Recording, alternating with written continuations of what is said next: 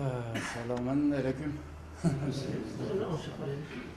Yakınki zamanda Şarkı Türkistan bulutmuş 2014'ten beri Şarkı Türkistan'da nurgun vakalar olup gitti. Kinki şu 60 yıldan bu yana şu 3-4 yıl içinde bulgan ahvallar 60 yıl boyunca en yaman, en vahşi bir ahvaldı geldi. Bu ahval Şıngistayn vaxtıda bir görüngen, hazır yanı görünüyordu. Hem de bizim güçlengen seri iki xil inkas oldu. Birisi beşine çöküp cin turvaldıganda, arlaşmaydıgan oldu. Birileri olsa bununla küreş kıldı. Yani bizde gap var ve imanını satmasa, ruhunu satmasa onun mücadelesini kıldı değil mi? Ama mücadele kılgan çağda her daim sözlügen dek şu akıl ile çıkmak. Hayvan ile farklı bulup biz akılını işlerken takdirde belki galibiyet kazanırız. Biz hazır teknolojide, siyasette, askeride, tarımda aklımızı kelgen her sahada ilimle, teknolojide, Xitay'la ilişkilerden bir halimiz yok. Selişti bunu, nüfus, coğrafya, derek hatta. Ulanın derek kötümüzün ama diyendek. Burada gücümüz var, o olsa akıl gücü.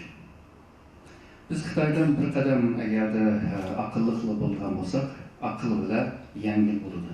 Xitay'dan ki bir strateji müteessisi var, Sun Tzu deydi. Belki bilisler belki. Sun Tzu savaş sanatıda bir kitap var. Onunki diyen uruşunu 4 xılığa ayrıydı. Birinci xılı akıl uruşu. Yani canı kılmay durup canını tutuş. Bu Sun ideyasının esasını şanlı. Ama o mantıkı bizimki medeniyetimizle maslaşmaydı. Çünkü biz deyimiz ki uruşmadıca canını alamayız. Xitay'daydı ki uruşmasak mı alamayız deydi. Şimdi akılımız bile onunla yengil buldu. Kendilerime depperdim bu Amerika'nın strateji müteessislerinin bir gibi var. Bu dünyada kılamaydan şey yok. Ama oylap yetemeyden şeyler var. Şununla Xitay bile, akıl bile küreş kılış lazım ama akıl bile küreş kılışının aldı da bilimge ilgi buluş lazım. Peygamberimiz mi diyendi? Bilim günüşüne hem ayal kişiye hem erkek kişiye farz kılınır. Köpüncü zamanda Kur'an-ı Kerim'in ayetlerinde erkek sığmında ifadeyle köperek. Ayallarını anca munca ip koydu. Ama niye de? Ayallar ve erkekler. Demek ki bütün insanlar bunu farz kılınır, ters kılınır. Şununla Hazreti Ali'deydi, bilim bile kırılıp havarla ölmeydi. Şununla biz bilmek lazım. Evvelce diyen Sun Tzu uruş sanatında mı deydi? Düşmanı bil, yüzanı bil, 100 kıtım uruşsan, 100 kıtım utuvalsan, yüzanı bilmek, hakkını bilmesen, 100 kıtım uruşsan, 100 kıtım öldü. Şununla bilmek, yaman moyu. Şununla biz bugün şu bilmek ne ilgini aldınız? Yani Şarkı Türkistan'da niye bolu vardı da? Evvel hacımı biraz anlattım, ben yani biraz terkilap böyle anlatayım.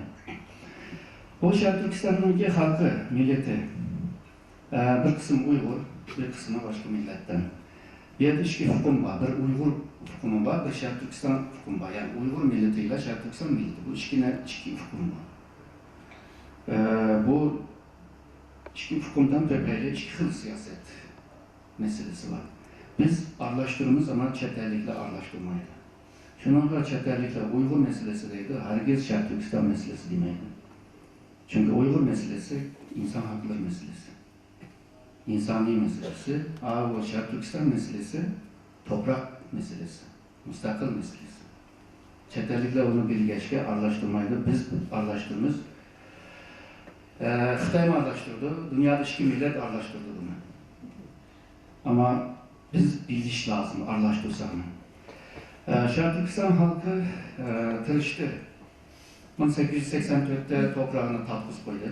Şincan ülkesi de bizim koyulduğundan beri. O günden bugünküce Şərq Türkistan davası başladı. 20. asırın başından itibaren Uygur davası başladı. Bu ceryanda her iki cumhuriyet toprak, zemin, teritoriyene esası edip cumhuriyet kurgan. O nəhayət akıllık ve planlık kendisine qarab qılgan. Bir ya da belki talaşlar çıkış mümkün Uygur Cumhuriyeti deyilən. Tırışbaqdıq ama halbiyet kazanamadık. Çünkü bizimki toprağınınki strateji orada pek ehemmiyetli o başka Xitay üçüncü adımı. Tarih boyunca Muşu etraftaki güçler hemisi Şərq Türkistan'la talış vuruştu. Xitay Muşu yoluna kaybettiğim vaxtıda, Şərq Türkistan'ı kaybettiğim vaxtıda Darvaz yıkıldı, köylük yıkıldı. Xitay'ını başka Qərb devletlerine bağlaydığı o bağ yıkıldı. Bunun Xitay için Muşincilik mi oyunu? Xitay eğer Cihangir devlet bu mendeğiyle olsa, Xitay ve Qərb basarını bağlaş lazım, hazırda yeni İpek yolu aşmazdı. Ama bu birinci darvazda Şərq Türkistan. Şununla Şərq Türkistan'da bir çatak çıksa Xitay'ın ki gelgüsünde bir Cihangir devlet buluşunun imkanını yani o ihtimalini azaltıp koydu. Şununla Xitay hazır Şərq Türkistan'da teximi vahşi, teximi bisimle asimile siyasetini devam kılıyordu. Yokluk gelsin bu milletler. İsim var, cisim yok degandek aslında bir milletke aylandırışlı tırışıyordu. Hemimiz bilmiyoruz bunu.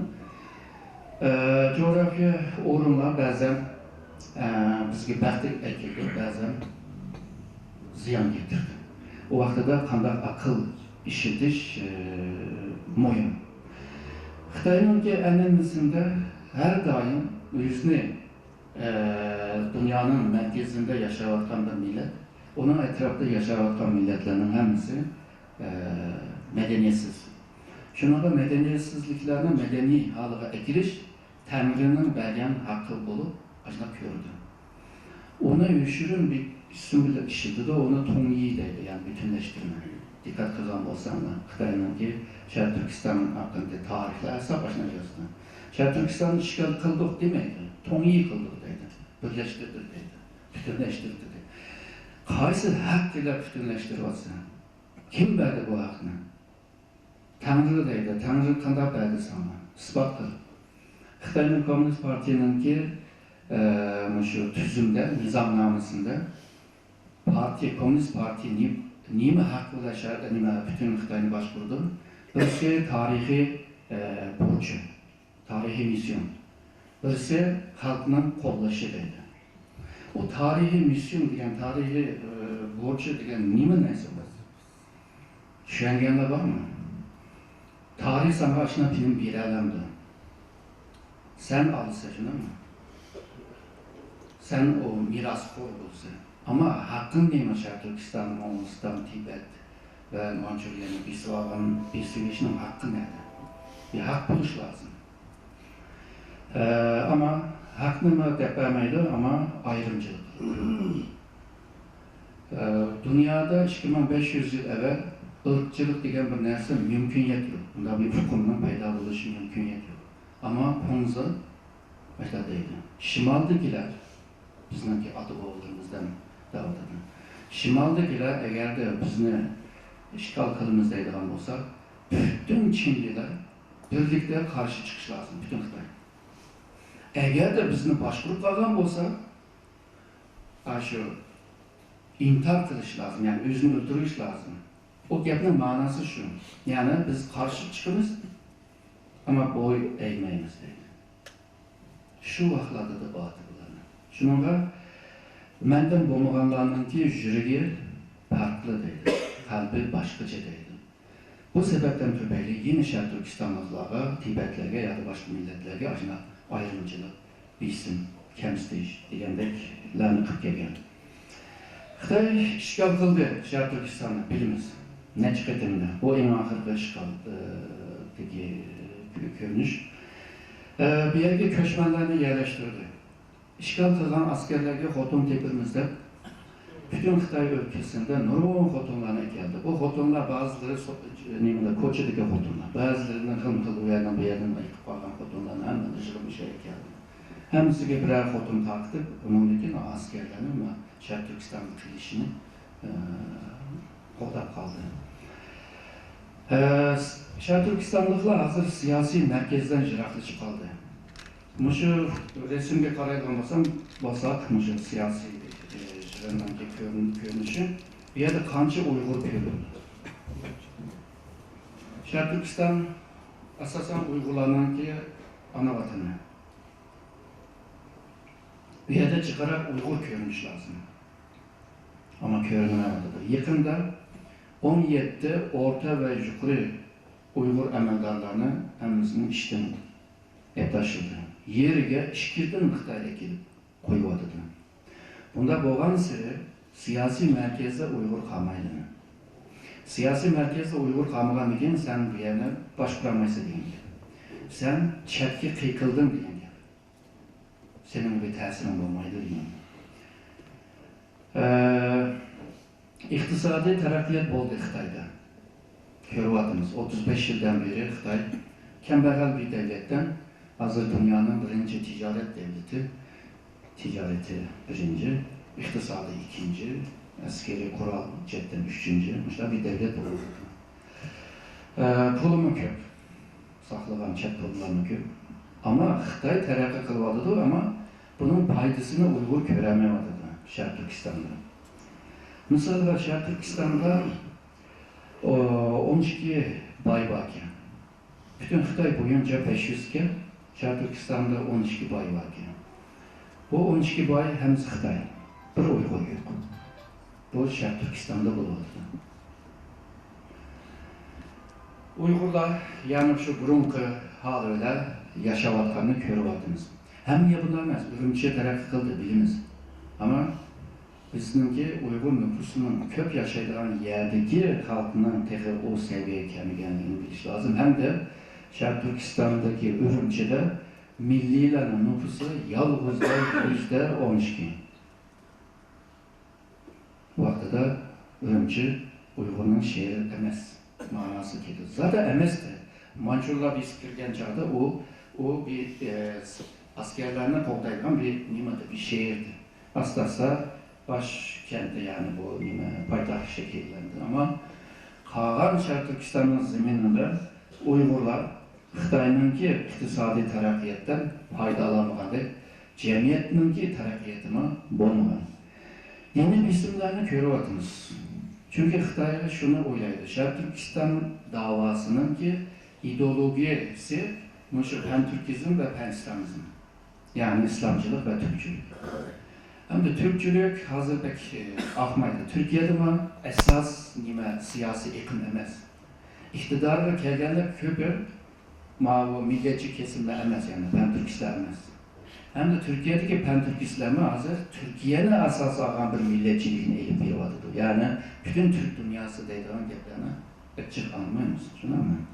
Şununla hem de şu din meselesi kelgen çağda pek köp bir isim var. Caminin üstüde is koygan neçhil adam camiye kiremedi. Kiremegenin ki namazını caminin darvazında kılıyordu aslında. Kiremegenin. Bu görünüş içinişli bir görünüş. Kur'an-ı Kerim okudu, hadis okudu da bunu günahkar kılıp köstüyordu. Ayağından karanlık. Günahkar bir adamların çıkışı var mı? Ayna kılıyor. Xitay Uygurlarını Allah ile Beijing'in arasında birini talla dep zoğladı. İmanı boğan herkanda bir Müslüman Beijing'i tanımaydı. Allah'ını tanıydı. Xitay baskan sırrı Allah'ını tanıydı ama texnik köpüydü. Bir kısmı vazgeçiş mümkün. Ve bu eda buladı da memlekette. Cami degen yerlerde biliriz yani cemaat kelimesiyle okşaşan yerden gelen yani Müslümanlar bir yere gelip namaz kılıp Allah'a ibadet kıldığın bir yer. Bunu Xitay'da bir siyasi bir jığıldığan bir yer. Terör kıldığan bir uga, bir öy, bir nimede köy vardı. Çünkü Xitay'da din yok. Xitay'da. Budizm kırdı, Xitaylaştı. Daoizm veya Konfüçyüzm o bir ideye. O bir siyasi ideoloji. O bir devletin mesela olup mu konumuzun ideyası devletin toplayılan bir ideye bu. Onu kinki bir zamanda düşündürelim. Şununla semavi din diyen bir hukum yok olan kalısında. Budizmde mi cennet boğan bile Tanrı yok. Yani Tanrı da yok, peygamber de yok. Buddha'na peygamber de bir İsa'lığına var ama Tanrı yok. Şununla Xitay'ın ki bu İslam'a, Hristiyan'a boğan göz karışı nime emas, doğru emas. Bir okup baksa belki başkacı bolar. Din bisimi güçlük. Bunu tercümeyle. Yakın zamanda İslam'ı Xitaylaştırış degan bir narsani chiqarib oldi. Yani sosyalizmni Xitaylaştırgan tekçi, bunu düşünüşlü kodayım. Yani Xitayning İslamiyeti bo'lishi lazım. Yani umumiy insonlig'ning ki İslamiyet emas, Xitayning.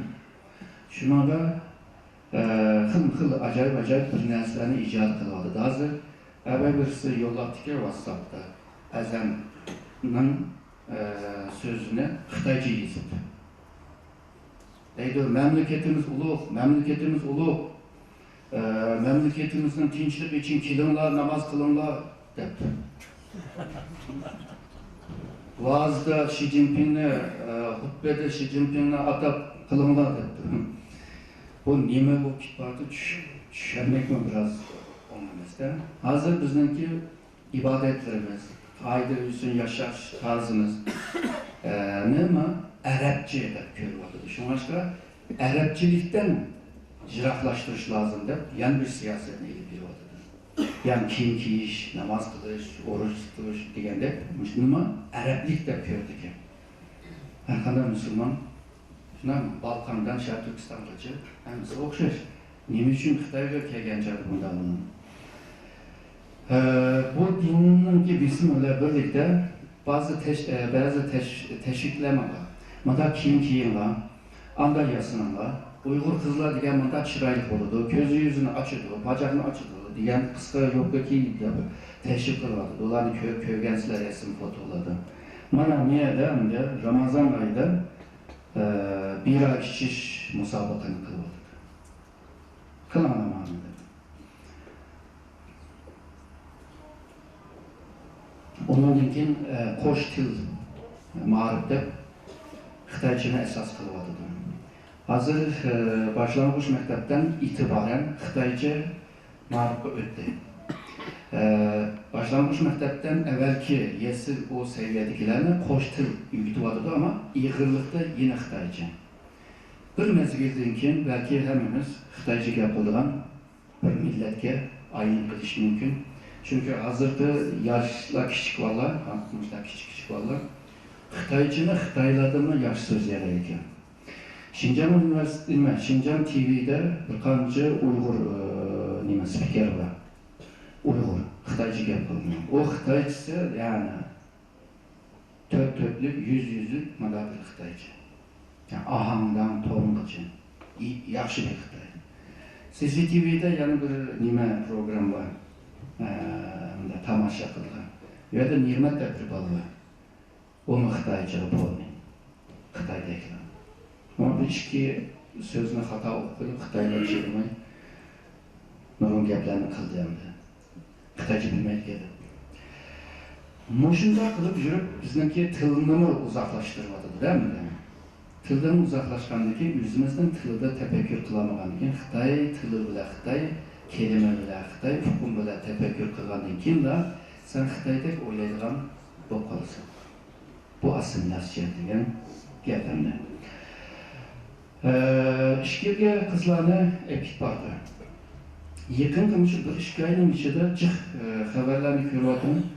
Ya ishkirda, ya mamlakatning ajinda yezdirda sap ajinda Xitoy Uyg'ur to'y qilyapti deb jiq xabarlarni beryapti. İşgirdi bağın kızlama aşağıdaki konuşup bağın işçi Xitaylarla toy kılıvatkanlama yüz oldu. Bugün de tünün bir haber vardı. Anhuy'nun bir Xitay bala bile bir Uygur kız varlılar iş yerinde konuşuyordu Gongzhou'da. Şununla Anhuy'da gidip, Anhuy'da toy kıldı, Anhuy'da yaşaydı. O tüy dediğim yani. Cemiyet diken ya bu adamla buluş lazım yani. Yalnız kalsam başta olduğum gibi. Hem de tarixte de netçi müşah ahvallar var, içmişlik ahvallar. Bir grup Uygurlar işe uyat bölüp netçi zaten. Şu yerde hep bölüpler 100 yıl ötkenlikten olan Uygurluğuna kitip kalan ahvallar var. Min sülalesi de 5000 tane Uygur'una aşırı neymi işe yötken.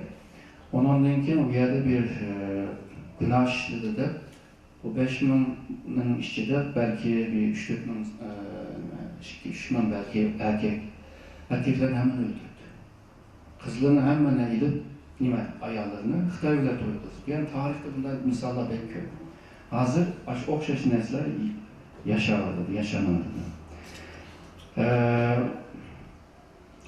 Hem de Uygur kızlarının içinde işkirge berip işleyen Uygur kızlarının bir numune yani bir misal kılıp teşvik kılmadı. Kara ma kızlar madamında. Ma çokanına birisiler etken ki kurultayda nam çıkardım. Onun için Xitay'ın bütün faaliyetlerde özünü köstüp tunuştuğum gün. Reyhangül Emir. Doğum bu ballarını çekleş yani doğum çekleşi o bu. Bularına bizim devam bularını görmez. Onun için öylerge berip Xitay siyasetine antışqa tirişiyordu. Hazır bu askerler varmaydı hem de aşı kentteki töven yerdeki şu kadırlar berip öy bularını anlatıvadı. Yani partiye sadık olanlardı. Bu ahvallarga itiraz kılganlar bolsa ya da Şarkı Türkistan'da şu Uygurların hakkını dersemde kılıvatsa diyen bolsa ise bunu Türkiye itivadıdı. İlham toptu Tunis'ten. Onun için yüzün kalemi bilen milletine ok atkan ya da onun fikir göz karışını ruşen kılgan. Bazı şahsilerine türme kirkit vardı o yalkon kızı. Başına okşaydı yani 17 adamla başına tutup gitti. Bir cemiyette eğer de aydınlık olmuşsa o cemiyet karanlık olurdu. Alimler ölse alem ölüdü diyendek. Bunların tutup vardı. Bunun bunda ahvallar yoktu. Hem de bunu arz kılaylı dese Xitay'a, Beyjan'a öyle bir arz kılamıyor. Bazı tutup ekerken onun için soğuğun. Hem de bütün çıkımını, sakçılar Beyjan'a berip kayıt geldi var. Bütün yayılan, oturduran, kaldıran, yatıran bütün çıkımlar aşı Uygur'a to'yg'izdik. Manda bo'ladi. Burun Uygurni idam qilsa, o'qning pulini to'laydigan deb aniqman. Ama hozir saqchi shu Shanghaydan birini, Bejingdan birini tutib kelsa, bütün chiqimni ko'targan. Ko'taramasam saqchiga nima solaydi desin. Ya da emgak hisobdi. Biraz açığım kelib deb salsam, seninki ideya to'g'ri emas kelib siyosiy urinishga oldi ekan. Shuningdek uyini qaytarmak siyosiy urinish qilgansa, u yerda yetib yegan, ichgan, o bütün chiqimni yer yuzdan to'laydigansa. Mashna qiynaldi. Ondan keyin misol biz bu yerda yo'l yasaymiz, sening uying to'silib qoldi deb uni cheklayotgan. Chaqmagan taqdirda sening uying qo'ndirab qoldi, bu yengilmasang, mana bu ko'rinishni buzdi kelib mecburlab ona öyünü sağlayıp onu mu kaza koyuyor? O kapitalist devletlerinki bir adeti var. Mesela Amerika'da yaşayanlar. Maşın alalaydı, öy alalaydı. Hemimiz hayran kalmaz, öyle dağçı, yok mu? Ama 30 yıla bağlanan gibi. 30 yıl boyunca öyleyse. Yani bankaya bağlandığını değil. Hazır Xitay mı acı Uygurlarını yüzününki cayıda, yüzünün cayında özü qarza olub ketib bardı. Arz qılayotganlar arasında yalnızla Uygur emas. Şarkı Türkistan'da Xitayla mı işkirge berip arz qılayotdu? Bu qanday iş? Demek siyaset zalim bo'lgan vaqtida har qanday millet arz qilgan. Xitoyninki bir filozof bor, Zhuangzi deydi. Onunki bir gibi var. Yolvaz siyasetten yaman dedi. Bir gün Zhuangzi yolda gidip ormanda gitmasa bir ayak balısıyla eşede yaşadık. Zhuangzi görüp deydi, bu ormanda yolbas degan köp tursa, sizlarni yeb etmemdi, talab etmemdi, nima deb bu yerda yashaysizlar desa. Şehirga kirsak, az siyosetning bisimi, ma yolbasdan yomon debdi. Yani Xitoyning an'anasida bor narsa, yani bisim, yomonlik. Endi bosh ko'targanlar bo'lsa, bularni idam qilyapti, o'ltiryapti. Mening tuyg'unim hozir shu Oqsu, Qashqar va Xotan. Shu 3 viloyatning doirasida 450 ming odamlarni chiqib ketganligini yoshlar, pirlarimiz. Evet. Bunda bo'layotgan vaqtida Uyg'ur jamiyatimi yeni bir xil o'zgarish bo'lyapti. Misolga Xitoylar Uyg'urlardek to'y qilgan bo'lib qoldi. Uyg'urlarni bir xili Xitoylarning deganidek bu roman salganlarni o'tmish, ya'ni keyinga chekkingan. Bunda kiyinganlarni modern, yani hozirgi zamonaviy deb bunlarni tashkil qilyapti, jamiyatimiz bo'linyapti. Xitoy Uyg'ur to'y qilish moda o'tib bordi hozir. Bu inshaalloh bir moda bo'lmasin. Yani minfarid deymizmi, yolg'iz misollar bo'lsin. Ama eğer bunda ketaversa, ishlar berchada. Chunki to'y qilsam uy yerdikan va boshqa imtiyoz berdikan. Hozir ism qo'yishma cheklanmoqda. Musulmoncha ism qo'yish cheklanmoqda. Ertuğun bizning ismimizni cheklash mumkin. Mening ismim musulmoncha ism emas. Ama erkin degandagi onunla bir ma'no topadi. Bence. Şununla isimsiz adam bulup kaldınız değil mi? Chet elda o'qiyotgan o'quvchilarga isim ishitib, ularni qo'rqitib, ba'zilarini chaqirib, ba'zilarini işte men ota-onam mayli, seni ta'qib qilyapmiz degandek xatlarni yozib Xitoyninki axborot tashkilotlari. Sirtdagi bolalarni qiynaldi. Hozir bu bolalarning bir qismini chaqirib men qo'ydim. Ama Xitoy konsuldagilar deydiki, İstanbul'daki konsulun, bizde onda bir karar yok deydi aldı. Zaten kimin doğru? Yukarıdakiler, İşkir'den, Xitayların, yani İşkir'den, Ürümçi'den yollanan mesajının ki nemisi, bir görünüşü yukarıdaki. Tövendeki, İstanbul'daki Xitay konsolosluğunun ki ilan kadını. O kılvadı da, o inkar kılvadı da. Bu Ürümçi hükümetinin ki niyeti mi? Merkez hükümet bilmem de, nurgun mesele var bir yerde. Şarkı Türkistanlıkla ben Şarkı Türkistanlık deydikim. Ama Şarkı Türkistan'da doğulan Xitay mı? Ben Şarkı Türkistanlık da vardı. Xitay'ın sanı hazır Uygur'un sanından eşit etti. Ertugün Xitay'ın sanı tekin aşkan takdirde Şarkı Türkistan benim depli uçuk deyildi. Uygurlar yüzünün ana vatanını düştür koyup, tatkız koyup aslanlar milletke ayrılmış mümkün. Bu xatarlik bir ahval. Xitay eğer de bu zeminin işgal kılıngan zemin dep oylamagan takdirde vaxtida Uygurlarning işi çatar. Ziyolilarni oturup bir yol tepakayli deydi. Bir kısım ziyolilar teşvikatını kılıp Xitayning siyasetini teşvik qilishni devam qilyapti. Nurg'un kadrlar, Uyg'ur kadrlar o'qinyapti. Tırnak ishida deyapman, o'qinish. Chunki biz Xotanning bir kadri Uyg'urlar o'qigan so'ng, chunki bu terörist var, bu eski Uyg'urlar va yaman Uyg'urlar va unda dinchi Uyg'urlar deb buni yezdik. Onu o'qinish. Shuningda onu doğrab, nurg'un Uyg'ur kadri o'qinish to'lqinini qo'zg'agan gap. Men deyman, Xitoy nimishga o'qimaydi? Asharga Xitoymi o'qisin endi? Qilganlaridan yo'q, yolg'izlar Uyg'urni o'qitish kerak ekan. Bu odam to'nislar deyman.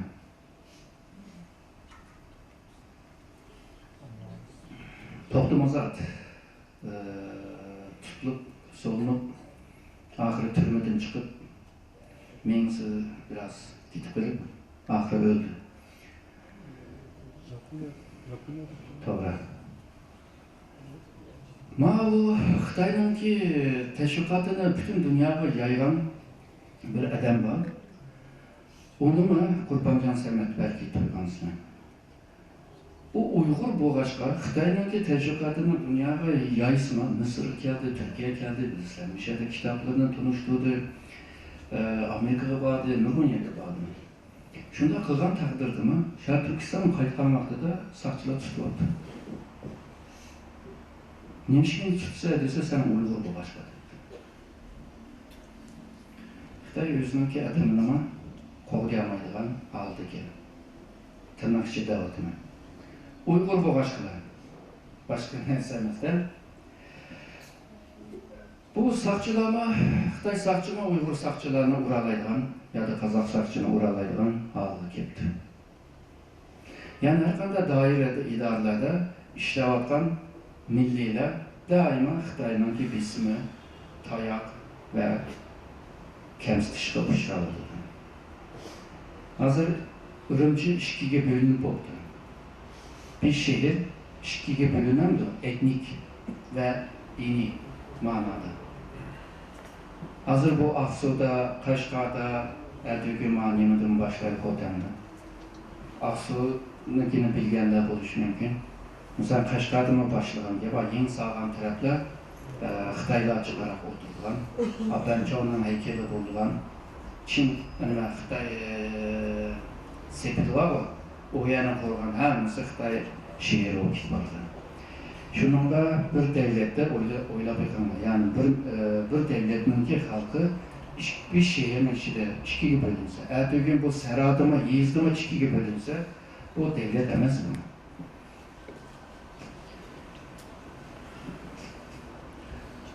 Shundaq qiyinchilik va shundaq bismlarning ostida aql tutilma deydi turkchada.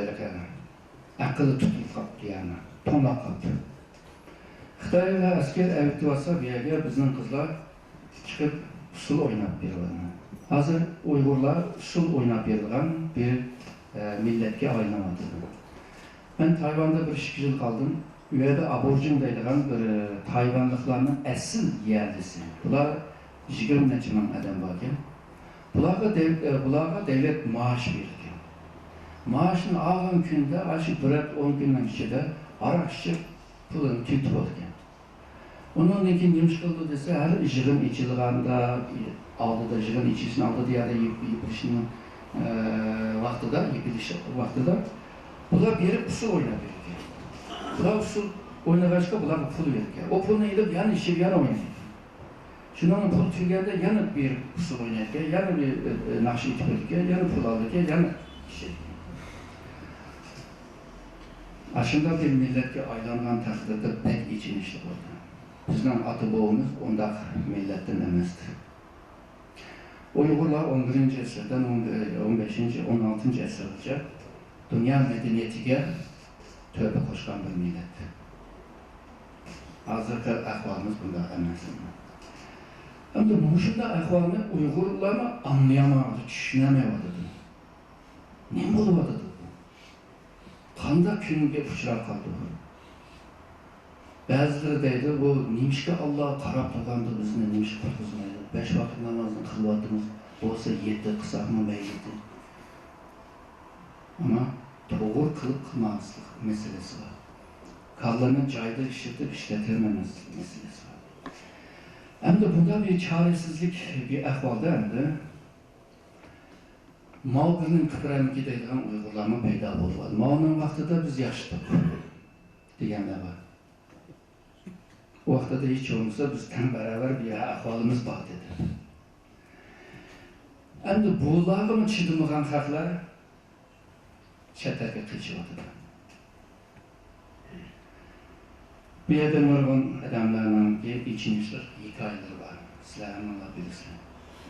Bilab qolgan bolalar bor. Sergender bir Uyghur milleti bu halga düşkülüş yaman içmişlik bir ahval. 1900 yıl boyunca 20. asrning 5-gacha Uyg'urlarninki xat bo'lmaydigan odam 1003 emas ekan. 1000 odamning ichida 2,5 odam xat bo'lmaydi. Hozir Mishad o'tag'anning hammasi xat bo'lmaydi.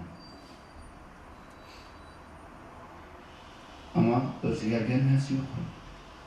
Yeni zulm, yeni o'zimizni qutqizolmayapmiz.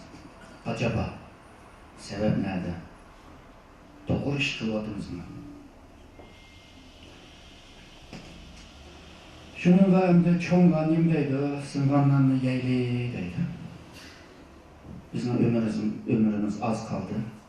Ertesi gün ölümüz, kurtulumuz, huzurga erişimiz devatıdır. Şunda bo'lsa bizning Uyg'urlar resim çekip koya bir külüde dese, yani külü resimga chiqalaydi. Bu içinişlik ahvalda bir insan qanday külaydi? Ya saram, oğamız, ya da nima? Shuningga buni xulosa qilgan bo'lsak, Uyg'urlar siyasi merkezden jiroqlashtirib etdi. İkincisi iktisadi merkezden jiroqlashtirib etdi. Uyg'urlarning yanchug'ida belki birkaç milyon dolar var ama Şarkı Türkistan'ın en çok bayıyla siliştiğin vakitte seninki o pulun 10 minde bir. Yani Xitay'ın en çok bayı Türkiye'nin en aldığı kelgen 10 bayını birlikte setip alalaydıran pulu var. O Uygur'un yançuğundaki birkaç milyon dolar cıpıl emez. Ama onu bayda bir hesaplaştırmak acı ediyor çünkü ola san çektiğini az ama cevap atvatkan, izlivatkan ve izliganlığının sebebini mi düşünemeye yaşavatkan nurgun Uygurlar var. Anne österine geçer. Şunda. Ötkeninde bir dedim, yaxşı Müslüman yalnızla ibadet kılan Müslüman demez. Yaxşı Müslüman okuş lazım. Şununda Allah alimler aram beni tanıyalaydı deydi. Okumasan qanday tanıysan? Şununla oku deb başlaganda bizning İslamiyat. Okusulu bo'lmaydi, nurg'un professor var. Yana xato ishlarni qiladi.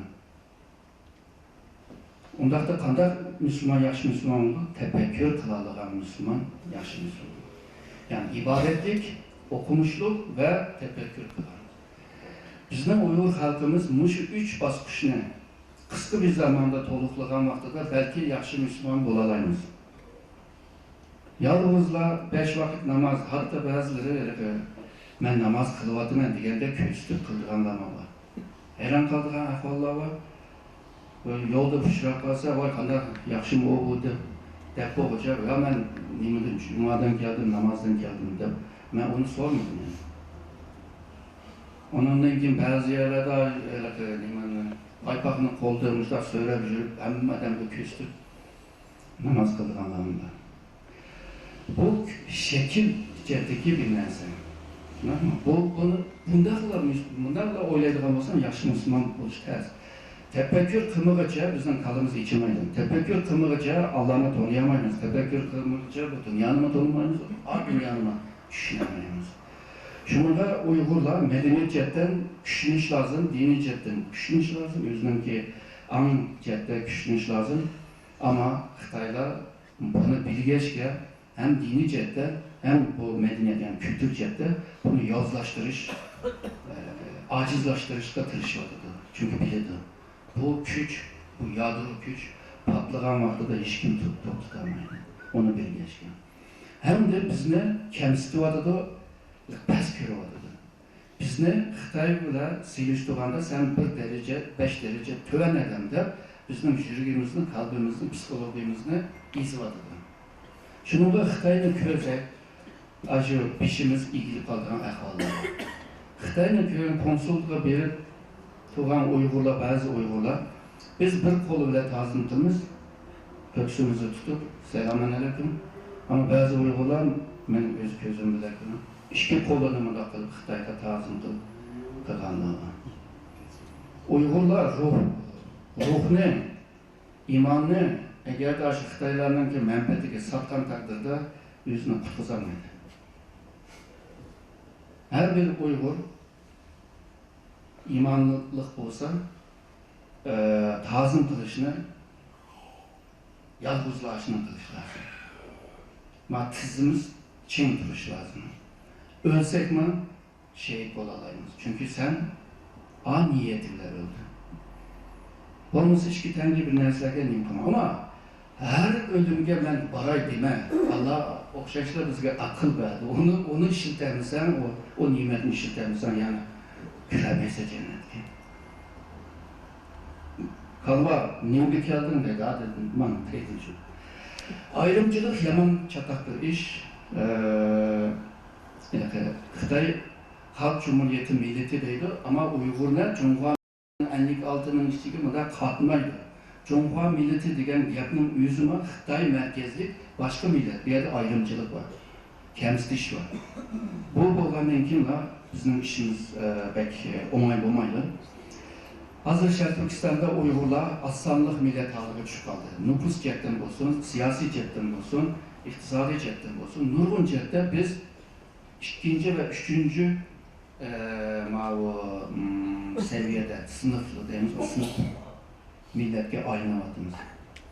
Onunla pek nimkut etsek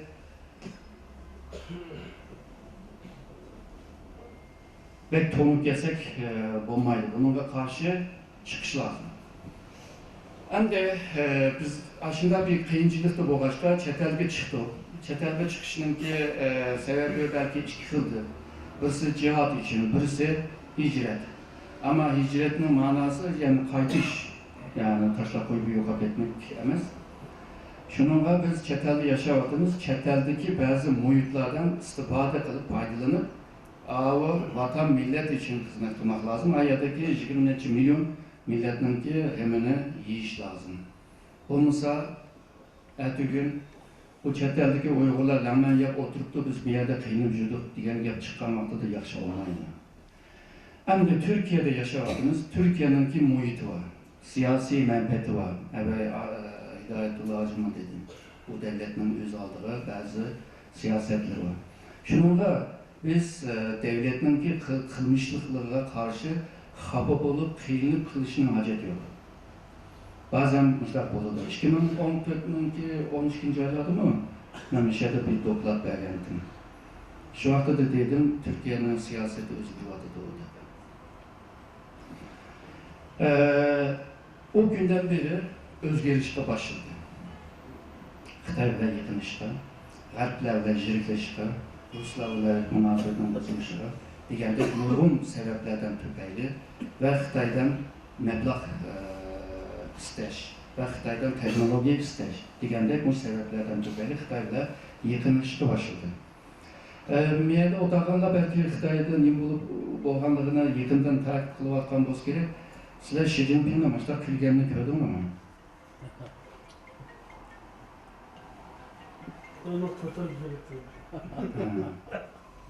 Yani bunda içilik, bunda kömürden işçiden ki bunda kül bakan resim pek az Xi Jinping.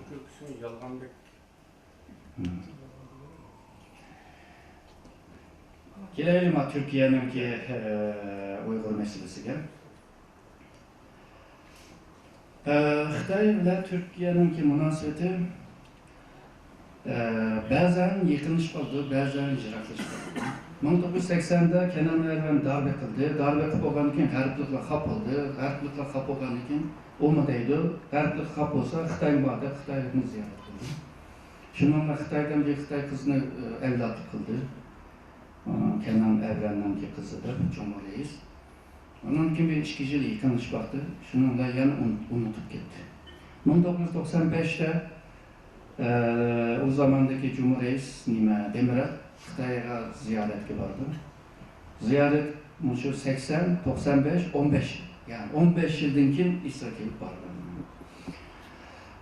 Uyadı mı bir nesle boktu Xitaylamış isabetle bula Turgut Özal, Demirel bularla düşken resimle köz tutup isabet bilen bunda apak çapak olup yatan oldu. Demirel ustadan boğan eken hamda. Köz kömeyen, 90 yaş kirgen, bir adamdan nimada korkup gitseler, birden bir. Kokuşuna acayip bağımlı.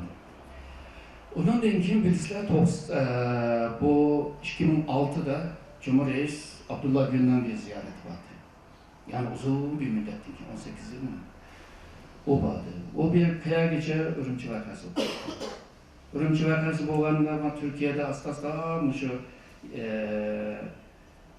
temperatur yükseldi. Ahire Cumhurreis adeta soykırım diyen bir ifadeni kıldı. Şunun da Xitay Türk münasebeti bozuldu. Ama dikin bir yıldan keyin Xitay Baş Ministri Wen Jiabao Türkiye ziyarete geldi. Kelgen hamakla iki devletinin ki normal münasebeti strateji seviyeye çıktı. Bir yıldan keyin. Xitayda bir gap var, uğraşmakça tanışma yürüdü. Çok gapga o'xshab qoldi. 2010'dan itibaren Xitay-Türk münasebeti, şu iktisat, siyasi, diplomasi meselesiyle birlikte Uygur meselesi her daim gün tartibga kelishni boshladi. Türkler onundan bundan kechishga tirishdi. Bu gapni ochmasin deb. Ochmagan sira Xitoy ochgan gap. Ochgan lekin bunga javob berish lozim. Ahire bir narsani o'ylab chiqdi. Uygurlar iki devletinin ki münasebetini yakınlaştırdıran bir sebep olsun, bir körük olsun, medeni körük olsun. Xitay onunla bana dedi, Şincan iki devletinin münasebetini güçlendirdiren bir cay olsun, yer olsun. Avu milletten de vardı, mavu topraktan da vardı. İkisinin gibi bir yer çıkmadan dedim. Bu mu? Unutulup gitti. Şununla bu Uygur meselesini kanday kılmayız der, yani oylaşırdı. Ahire bir kısım müteessisler şuna deydi. Bir vaqtida bizim Bulgaristan'daki Türklerin işiga aralashib, to'liq avval bo'lgan edi. Ahire Türk-Bulgaristan münasebetinde Bulgaristan'daki Türk meselesini diplomasi münasebetten çıkarttı. Çıkartkendan keyin iki devletin münasebeti yakınlaştı. Biz Türkiye-Xitay münasebetinden Şarkı Türkistan meselesini, Uygur meselesini çıkartıversek münasebetler revan buldu. Buna oturup koyulanlar buldu. Şununla asla bunda olsa şunu çıkartayım. Uygur, çetlerde Uygur davasını kılışının ki en mühim bir üslubu, davanı aşı devletinin ki taşkı siyasetinin işçiye ekiriş. Taşkı siyaset bir çarktek oylaylı çark. O çark mangan senin dava aşı çarkıyla bilim anlı. Çögülaylı. Eğer de aşı devletinin ki içki kanunga seninki meselelerine aşı kanun maddesini yazıp alırsan o tekrar açıyor. Mesela 79'da Amerika Tayvan bile münasebet kanunu diye bir kanun çıkardı. O kanun içki kanun Amerika'nın. Ama Tayvan'ın ki medeniyet, xavfsizlik ve ticaretin münasebetini qoğdaydı. Şunun 95-96'da Xitay Tayvan'a bomba etkiledi o. Tayvan'la qo'g'ib ketdi Amerika ondan keyin o zamanda Clinton vardı. Ondan keyin kiyimi, askeri kiyimi evet. Xitay ondan keyin qarablı kaldı. Sen mi üzerindeki bazı menfaatlerine, aşı devletlerinin kanunlu maddelerine yazdırırsan, uflap жүрüp dava kıldın. Ama akıllığa ihtiyaç var. Kanda kılış meselesi. Eğer de o devletin ki taşkı siyasetten, içki siyasetten çıkırvetken takdirde sen öldün yani. En azından siyasi o şey. Ama Türkiye'de bir paydılık bir tarafı var. Nimo diyen vaktada halk, cemiyet. Bu zemin yaman ken, yaman kılın, yaman çoğun. Uygurlar eğer de bunu kılalısa, aşı halkını, könlünü, kalbini celp kılalısa, Hükümet neymiş kısım? Güç yetmeydi. İsa Bek vaxtıda aşı cinide nurgun yerlerine çöldürdü. Çöldürgen yerdeki adamlar hepsi İsa Bek'le tanıdı. Vaxtıda televizyon diyen aslında bu İsa Bek'le ki o seyahatlerini, ziyaretlerini takip koyuyordu. Hazır o hemen haberlerini koyuyor. Ama biz ne gibi basak, şu yerde bir kanca adam çıkıdı, İsa Bek'ini bilemse, İsa Yusuf Altekin, efsane lider, o da bildi. Aşı bir adam cinide bizge maşincilik bir miras okuyuptu. Nurgun balla belki İsa Bek'ini tanıyman digeçken, o işini becerip kırbergendi. Biz mi şunu kılalayız, değil mi? Teşkilat şunu kılalaydı. Bunu yalnızlık halkamaz. İlim sahasında, muşu nurgun sahada kırıldı.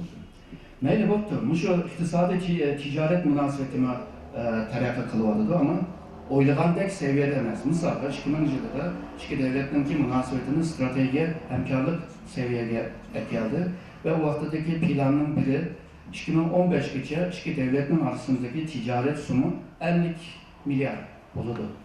Ama hazırlıca en yüksek olan vakti 28 milyar. Tutmadı.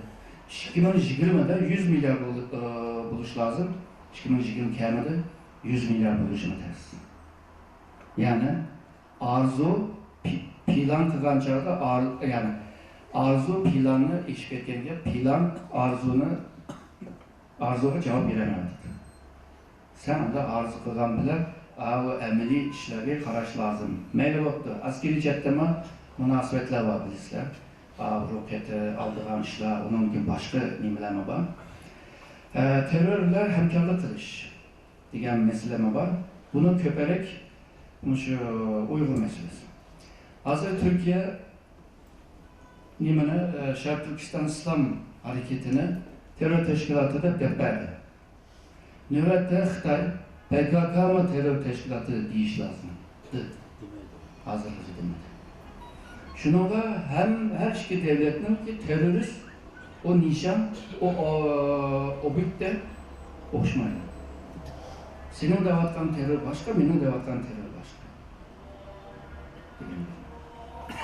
Bunun ki medeniyet cetten, kültür cetten, hile tırışvadıdı. Televizyon kurvadıdı, radyo kurvadıdı, Konfüçyüs Enstitüsünü kurvadıdı. Türkiye'de Xitay medeniyetini tanıştırışlar, tırışvadıdı, Xitay'ın obrazını tırışvadıdı. Hem de bu iki devletin arasında Xitay cetten degan vaqtida Şark Türkistan meselesi birinci növbette, Türkiye cetten degan vaqtida ticaret ve iktisat birinci növbette. Şununla bu iki taraf müzakere kılgan çağda birisi iktisat deydi, bu terör Uygur davdı. Ama şu 2015'tinki asla şunu düşendi. Yani Xitay'dan meblağ iliş için Xitay'dan şu teknikini ekiliş için Uygur meselesini bir tarafa karşı koyuş lazımken diyen yere geldim. Şununla özgürlüklerinin muşunun karab minişle başladı. Teşkilatlarının ki faaliyetlerine başta yumuşak yaptılar, tatlık yaptılar. Onun asla biraz çımarak yaptılar, çekler oldu. 98'de ahırlarda bunu köygendi. O vaxtıda bir genelge çıkandı. Genelge çıkan halde biz en ahırkı bir Uygur Yaşlar Kurultayını açkandık. İsminde var mı? Evet, merhaba. 98'in ben söylüyorum. 98 mi 99? 98'in ahırında. O kıyınçılık neye varsak hiç kim kılmay. Tonuyduğanlar bizge köngül bölmey. Buna şahit olanlar var. Ahırı neymiş kısanla kılınlar biz acımızda canını tikildik. Solamsa, öldüremse kınısının işinde. Ahırı şu dünyada yigirmeci devletin kelgen yaş Uygurlar bir hafta tekmiş eder. Bir de o otele bağırsak Nemedeki Amasya'daki bir Uygur çıkmaz onlar. Otelin pulunu düşürüyor, onun Uygur kendisi Uygur getirdi. Bir yerde bir payda aldık azra, tembelgalçılıkta. Bulutma şu 2015'teki malime Antalya'daki Jigrin Devleti'nin yig'ini var. O yig'inda iki reis birbirisiyle görüşüp, bilişip meseleni yalnızla resmi madar görüşünü otelindeki orundukları var o lobideki eşyada oturup paran kıldı. Bunun manası ne mi? Bunun manası samimi. Resmi olsa bunda orunduklarını koyup, üstlerini koyup yapılışıyor. Samimi bu başka yan yana oturdu. Bu yerden nurgun nesler müzakere kılındı. Lobide. Türkiye realist oylaşka başladı, rasyonel davranışka başladı ve Türkiye özününki iktisadi gücünü güçlendiriş için ve şundakla iktisadi güçüyle birlikte askeri gücünü güçlendiriş için Xitay'daki pulva bir devletke ihtiyaç vardı. Türkiye çetten oylanacakta bu haklı. Ama bu haklı olan bu münasebet Uygurlarga ziyan keliyordu. Bunu qanday qilamiz meselesi var, qanday qo'g'din qilamiz meselesi var. Hem de Xitay Türkiye'ye İpek Yolu projeni planını sunuyordu. Çünkü Xitay'ınki bu yeni İpek Yolu projeni ne çıkıtım dedi. Birisi kuraklıktan, kuruk yoldan geliyordu. Türkiye'den ötmüş olmaydı. O tümür yolda mangan ve taş yolda mangan bu yollarda iki yaman moyun strateji olan bir iki rayon var. Birisi Şarkı Türkistan, birisi Türkiye. Türkiye yol vermese Avrupa'ya erişemeydi. Şarkı Türkistan yol vermese zaten çıkamaydı. O vakti da Türkiye Şarkı Türkistan münasebeti degen bir nersini oylagan vakti Xitay üçün bir kabus yani. Bir yaman iğir bir ahval. Çünkü yol tuzu. Ondakta Türkiye'nin Şarkı Türkistan ve Uygur meselesinden jirak duruşu Xitay'ınki partisi var. Şunun bunu teşvik kıldı ve sizlerge meblağ salımız, sizler esas kuruluşlara mandak salımız, andak salımız, şu vagondan kompartmangacha şu tömür yolun hemmesini siliyordu. Ankara'da şirketler kurulu var, vagonlar işiniyordu da azı. Tömür yollar yasaş başında ona mahsus oldu. Yadro santral, elektronik santral mı pişirişini kuruşmak gibi misalları var. Nurgun şu enerji ceplerine, nurgun şu kilişinde var. Bu da bağlanacakta belki müşterilerin hemisi ortaya çıkıyor yani imza kılış. Az vakit var ki, az görüşüldü ama çift neslerini imza kıldığında hep durdu. Naytın moyun bir neslige imza kıldığı da Cumhuriyet'in danışmanı İbrahim Kalınlaş'na diyen, onu da bilemedim imlılığını. Körümüz onu. Şununla bu İpek yolu mu Türkiye'nin ki paydasıga bir terakkiyat kılgandek oldu. Şununla Türkiye'nin bu Xitay'la hemkarlık kılışını kabul kılgan oldu. İpek yolundaki projeye karşı Türkiye Orta Koridor projesi de buna bir plan kılıp yasakladı ve pinsiyeli çıkan bir diplomatını yanı kişiyle ilip Taşkı İşler Ministerliği'nde bir birim, bir organ kurdu hazır. Yani Muşnuğa maslışı, Xitay'ın kendisi maslışı. Aslında Xitay'ın ki bu İpek yolu karşı yüzünün bir nesini terakki kıldırış oladı. Birisi Xitay'la hemkarlık kılış. İkincisi var, rayondaki devletlerle birlikte hemkarlık kılıp G'arbiy İpek yolu cemiyeti de koyup bir yerge özü hakim buluş lazımdı. Ya da üz bir şey kılış lazımdı. Üz bir şey kılamaydı. Pul yok, o yok, bu yok. Ama miyadikilerle, rayondaki devletlerle mi kılalaydı? Ama de Xitay'la kılaydı diyenle tanıgamıyor. Orta koridoru diyen yapını Cumhuriyet'den İğiz'den çıktı. Ama şu mezmunu teki toluk emez. Bunu asla toluklavadı. Bir gap var o, kervan yola çıkan için. Tapadı yolunda. Başka bir yola çıkayla, onundaki sözü şeyle de. Hem de bir yerde Türkiye'nin ki oyu şu, Avrupa ve Xitay'ınki ticari münasebetleri veya iktisadi hamkarlıkta Türkiye bonusu bulmadı. Türkiye'de oturdu var. Şunun ikisini bağlattırıp menfaatini qoqdayımız deydi. Praktikte kamçilik olalaydı bilmeyimiz. Xitay İpek yoluna bağlanıp Türkiye'ye erişiyordu. Orta Asya'daki Türk dünyasını işip Türkiye'ye gidiyordu. Ama Türkiye Xitay'a muşu Türk dünyasını bilsip Xitay'a baralandı. Ola gidiyordu, sen baramaysan. Hem de Türkiye'ninki muşu ebeki diyen teximi köp meblağ seliş, teximi teknolojini biliş. Bu praktikte kamçilik bir ünüm alalaydı. Mesela Xitay mı, Türk mü işlep çıkargan mallarının köpü birbirine okşaydı. O zaman işlep çıkarışındaki malları birbirine okşaydı. Rakip. Onun için satılgan baza mı okşap kalırdı. O zaman bazada rakip. Bunda bir rakip ahvalda uğraşamsa ya ki hemkarlık birlikte bir iş kılamsa. Sen meblağ sal, ben sal. Sen onu sal, ben bunu sal. Dep kıralamdı. Bularınki praktik cepte aldığımızdaki günde körümüz. Hem de kilayla kadar kılmız. Ebeme biraz dekberdim kadar kılmız. Birincisi, bütün dünyadaki, Türkiye'deki, başta Türkiye'deki bütün teşkilatlar birlikte gelmek lazım. Teşkilatla birleştirişini hacet yok, bayrağını birleştirişini hacet yok. Ama faaliyette birlikte kızıl buludu. Onun için dünyanın bütün teşkilatlarına dışında bir anında giriş lazım. Hem teşkilat öz aldığı, özünün üyesi var, özünün düşüncesi var, özünün metot yöntemleri var. Onunla karar özünü yolda mansın ama malum meselelerde birlikte hareket kıldıran vakit geldi. Bizden teşkilatlar birbirini gacılap, birbirini tırlap kılışının onda bir halimiz yok. Elbette köyde biz kandak bir ahvalda çıkaralım. Hem de akılımızı işitip, tekimi seviyelik, tekimi an düzeyde bir işlerini kıldıran meseleye geldik.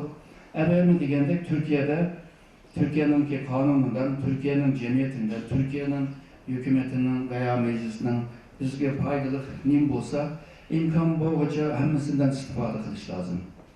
Evvelime Hidayetullah Hacım dedi, yalnızlar bularımız, akademisyenlerle hareketke ötüş lazımdaydı.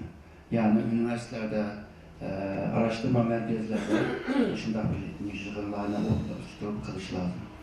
Fakat hazır bana nurgun üniversitelerde ve şu strateji tedqiqat merkezde Xitay Türkiye münasebeti de nurgun jığını içiyordu. Çoğun ya da küçük. Ama hiçbir Uygur yok. Xitay'ını bilmediğin Türkler hemisi çıkmadı. Türkiye'ni bilmediğin Xitaylarını şakırdı. Hemisi sözlerle neyse Google'da tepagan ya da Wikipedia'da tepagan malumatlarla anlatıvadı. Meseleden kaçıvadı. Yalnızla hiyallarını rast dep anlatıvadı. Mesela içki devlet degan münasebet yakın buluş lazım. Biz degan tarihten beri müşnaka hoşunu boğan, biz degan adam dost olgan, adam durmadan. Tarih ona yazılgan. Tarih daima uruş, can ne yazılgan. Degandek emas. Ama aşda davadıdır. Razını kömügen vaxtıda sen raz işini kılamayız. Raz iş bulmağında yağan işin neticesi. Ve hata iş kılsa her hatanın bir bedeli var. Ödeydi. Bu da bir doğru işinin bir mukabette boğan değil. Şununla bu Türkiye'de teximi kör katlamlık, kəm dairəlik bir faaliyetlerine ilk bir iş lazım. Kodunu kılış için. Bugün sen kaçalaysan ama ertesi mi kaçalaysan? Bugün sen mavi bisimden kaçaladın, bişimi tıkvaldın, ağırlaşmadın, ertesi gün sanırım kildin. Evvel yolda bir maymun, Xitay maymun yaydıgan hikayeni anlatkandım, yani dilim kelip kaldı. Bu Cenubki Xitay'da maymun yaydı. Maymunlar aşkanın arka taraftaki bir kafesinin içine solundu. O neçe maymun var, içinde sekrep çıkan. Hem de maymun yaydıgan Xitay, kirip tallaydı o kafesinin içindeki maymunu karab. Bu Xitay kelgende maymunlar bir-birisini aldığı iştirdi. Mani al degandek ki. Ahir maymun bolsun deydiga, o köz tupoğuca bütün maymun hep birlikte közetken maymunu tutuyup alamanada tutverdi. O beceri ta akşam çıkmaymadı tötünelik tepesine tutuldu. Ahir aşpaz muşuna tutukla çıktı. Ağladı hoşa.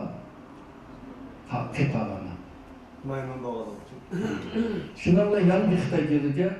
Onu oxşayışını kıldı. Maymun yan oxşayışını kıldı. Yan ep ketdi.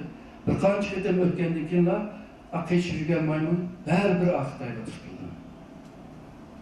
Amanullah hamkorlik qilamiz uchun. İsyon chiqaramiz uchun. Meselasi. Uyg'urlar endi bu yerga qacholmaydi. Chunki oxirgi safga keldi. Endi bir manda bo'lamiki, anda bo'lamiki deydigan vaqt yo'q. Hayat mamafik bir ahvolga chiqadi. Shunga bu akademisyenlarni endi vazifasini bilish lazım. Okudum bir ishga yarash lazım. Shundan jambi kishi uchun o'qimayapsiz. Bir ölüşünün aldığında maa talabga bir işitib bir qilish lazım.